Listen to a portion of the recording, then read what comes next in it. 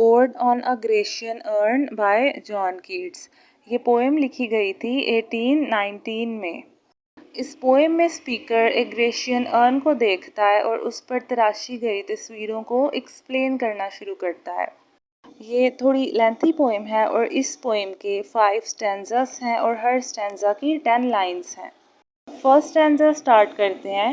پہلی لائن ہے Thou still unravished bride of quietness.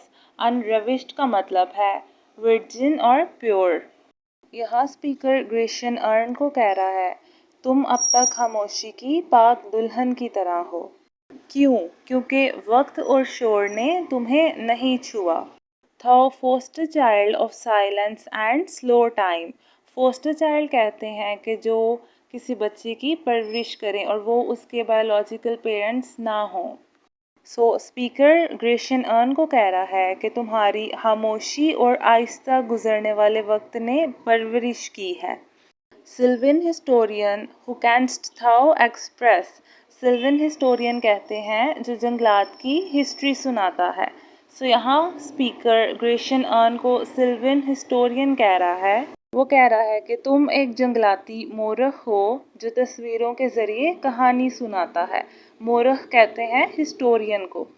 گریشین ارن بول تو نہیں سکتا لیکن اس کے اوپر جو تصویریں تراشی گئی ہیں وہ کہانیاں ایکسپریس کر رہی ہیں. A flowery tale more sweetly than our rhyme. تمہاری تصویریں ایک ایسی کہانی سناتی ہیں جو ہماری نظم سے بھی زیادہ دلکش ہے.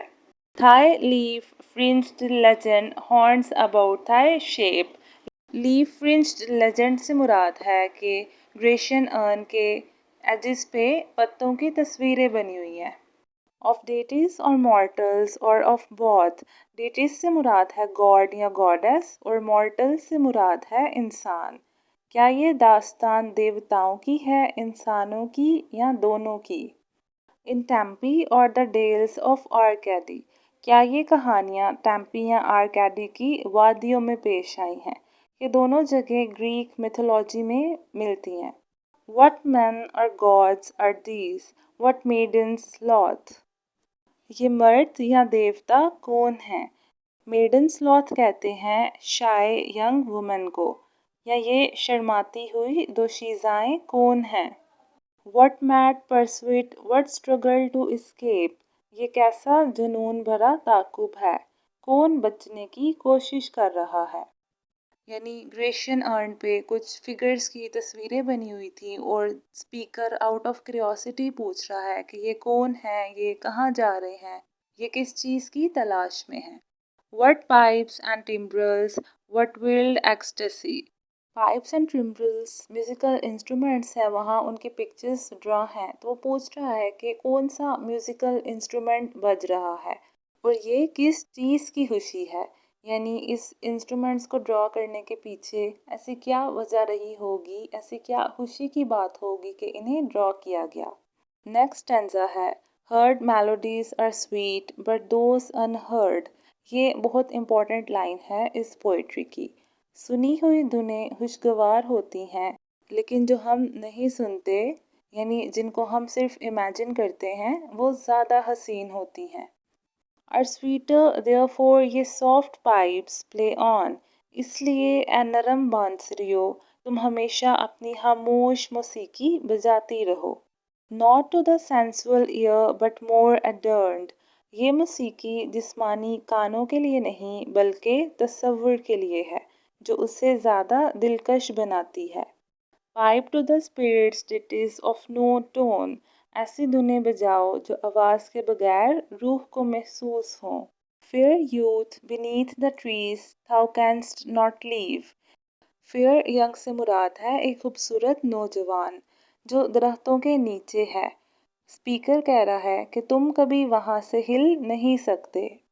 Thy song nor ever can those trees be bare. تمہاری دھن کبھی ختم نہیں ہوگی اور وہ درخت کبھی جھڑیں گے نہیں. Bold lover never, never canst thou kiss. اے جوشیلے عاشق تم کبھی اپنی محبوبہ کو کس نہیں کر سکتے. Thou winning near the goal yet do not grieve. حالانکہ تم اپنے beloved کے بہت قریب ہو لیکن غم نہ کرو. She cannot fade to thou thirst has not thy bliss. अगरचे तुम अपनी खुशी हासिल नहीं कर सकते लेकिन वो कभी बूढ़ी नहीं होगी, यानी उसकी जो ब्यूटी है वो कभी फेड नहीं होगी। Forever wilt thou love and she be fair. तुम हमेशा उससे मोहब्बत करोगे और वो हमेशा खूबसूरत रहेगी। यहाँ पोएट अर्न पर बनी कुछ मज़ीद तस्वीरों को डिस्कस कर रहा है। एक बॉय जो बांसुरी बजा रहा है लेकिन उसकी आवाज़ हम सुन नहीं सकते। सो पोएट कहता है कि जो हम आवाज़ सुन नहीं सकते वो हम महसूस कर सकते हैं। Unheard melodies are sweater. और एक लड़का अपने बिलवड के साथ है बट वो उसे टच नहीं कर सकता। सो स्पीकर उसे कह रहा है कि तुम दुखी मत हो क्योंकि वो दोनों हमेशा साथ रहेंगे। Stanza number 3. A happy happy birds that cannot shed. ऐ खुशकिस्मत शाहो तुम कभी अपने पत्ते नहीं गिरा सकोगी, यानी उन शाहों के पत्ते कभी नहीं झड़ेंगे। Your leaves nor ever bid the spring adieu. तुम्हें कभी बहार को अलविदा नहीं कहना पड़ेगा, तुम हमेशा जवान रहोगी। And happy melodist unwearied. ऐ खुशनसीब मौसीकार तुम कभी नहीं थकोगे, ना ही बजाना बंद करोगे। Forever piping songs forever new. तुम हमेशा नई और ताज़ा धुनें बजाते रहोगे। More happy love, more happy happy love.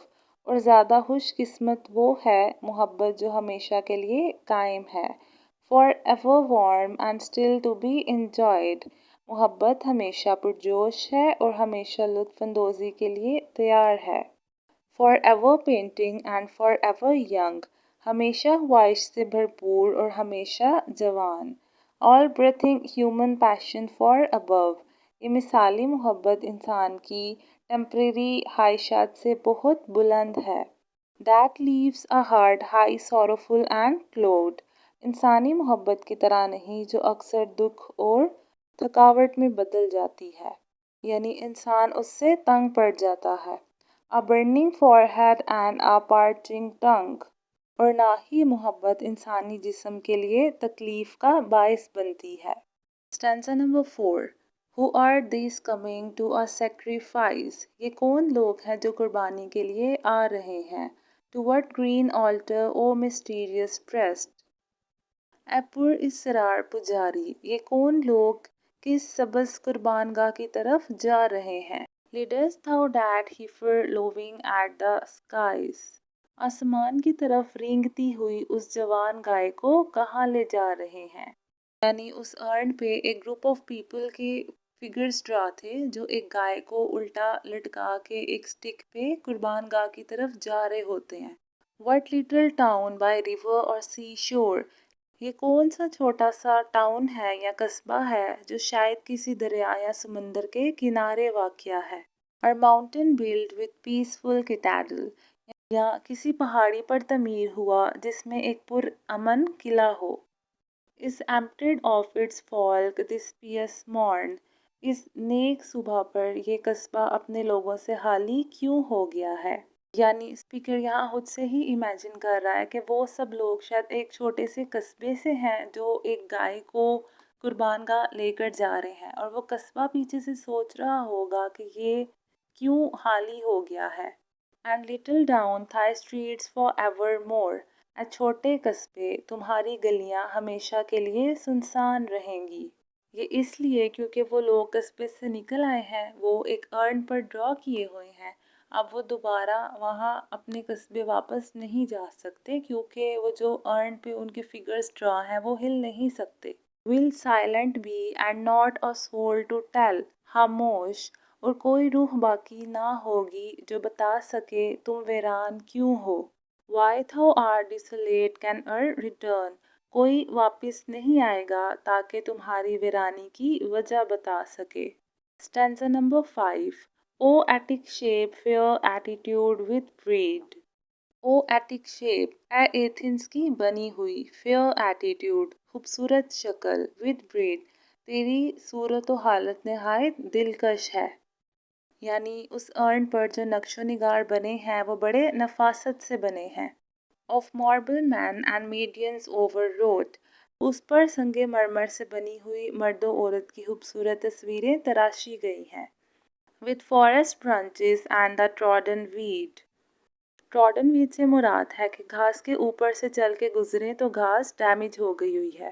तो अर्न पर जंगल की शाखें और खराब हुई घास भी बनी है। Thou silent form dost tease us out of thou. ए खामोश शक्ल तू हमें आम सोच से निकाल कर बड़े गहरे तस्वुर की तरफ ले जाती है। As doth eternity cold pastoral. जैसे इटर्निटी होती है वैसे ही ये मंजिर भी एक खामोश सर्द लेकिन हसीन गीत की तरह है। When old age shall this generation waste. जब ये नस्ल बूढ़ी होकर ख़त्म हो जाएगी। Thou shalt remain in midst of other woe. तो वो ग्रेशन अर्न से कह रहा है कि तुम तब भी बाकी रहोगे बाद की दुनिया के गमों के दरमियान। Then ours a friend to man to whom thou sayest. तुम इंसान के एक दोस्त बन जाओगे जो आने वाली नस्लों से कहेगा beauty is truth, truth beauty, that is all. खूबसूरती ही सच है और सच ही खूबसूरती है। You know on earth and all you need to know. ज़मीन पर तुम्हें जो जानना है बस यही है, इसके सिवा तुम्हें कुछ जानने की ज़रूरत नहीं। ये जो लास्ट टू लाइन्स हैं ये बहुत इम्पोर्टेंट हैं। इस स्टैंज़ा में शायर ग्रेशियन अर्न की खूबसूरती, खामोशी और इटर्निटी की तारीफ़ करता है। वो कहता है कि जब मौजूदा नस्ल ख़त्म हो जाएगी तब भी ये ग्रेशियन अर्न बाकी रहेगा और वो इंसानों के लिए एक पैगाम छोड़ेगा और वो पैगाम क्या है? खूबसूरती सच है और सच ही खूबसूरती है और ज़िंदगी का सबसे बड़ा मकसद और सबक यही है। अब हम पोएम की थोड़ी सी डिस्कशन कर लेते हैं। जो ग्रेशियन अर्न है वो एक सिंबल है। किसका सिंबल है? टाइमलेस ब्यूटी और ट्रूथ का। और इस पोएम में जॉर्डन एक्सप्लोर करते हैं relationship between art and reality और वो आर्ट की एबिलिटी को हाईलाइट करते हैं कि आर्ट के थ्रू हम कॉम्प्लेक्स इमोशंस और आइडियाज़ को कैप्चर कर सकते हैं और कन्वे कर सकते हैं। और इमेजिनेशन का बहुत बड़ा रोल है इस पोइट्री में। कीट्स एम्फसाइज करते हैं इमेजिनेशन की इम्पोर्टेंस को in creating and interpreting art. इस पोएम के मेन थीम्स हैं beauty and art, ट्रांसेंस and permanence, art and imagination, human experience and emotion, the external and the temporal. I really hope you understand the text of this poem. Thank you so much for watching the video and also share with your classmates